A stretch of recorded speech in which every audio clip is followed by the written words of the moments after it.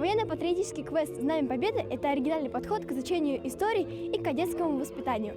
Юноармейцы собрались на территории мемориала морякам-подводникам в Парке Победы. В начале квеста состоялось торжественное построение юноармейцев, состоящих во Всероссийском военном патриотическом общественном движении «Юнармия». Кадеты пронесли флаги Российской Федерации и Советского Союза. На мероприятии присутствовали ветераны Великой Отечественной войны.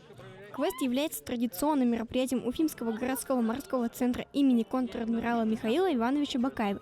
Принимают участие ребята из всех районов Уфы. Заявки были отправлены в каждую школу. Здесь ребята получают новые навыки, которые пригодятся им в повседневной жизни. Например, сбор палаток. Расскажи про важность этого мероприятия.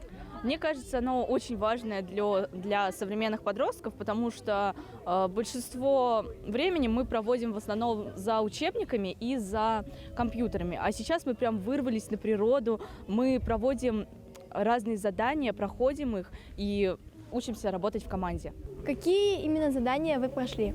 Мы прошли маршировку, мы научились маршировать, и вообще нас очень красиво построили. Сейчас мы собираем палатку со всеми, И самое главное, наверное, что мы сфотографировались с ветеранами, которых очень давно искали, потому что их очень тяжело сейчас найти, потому что их очень мало.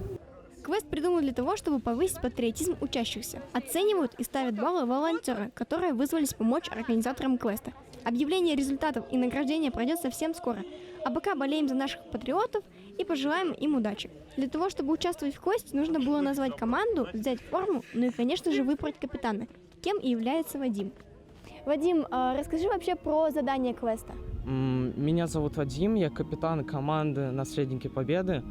Мы прошли пока что квест под названием «Ребус».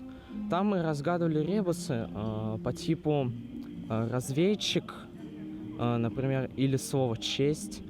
Также мы еще прошли квест «Плащ», в котором нас учили правильно маршировать, правильно строиться и в шеренге, и тому подобное.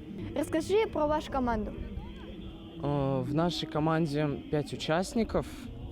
Мы ученики 7 Б-класса 83-го лицея. Нас просто спросили, есть ли добровольцы пойти на это мероприятие.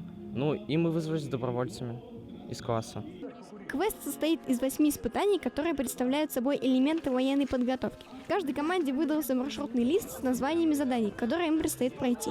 Это минное поле, где участники с закрытыми глазами должны пройти лабиринт с помощью подсказок своих сокомандников. Плац, где они учились правильно строиться.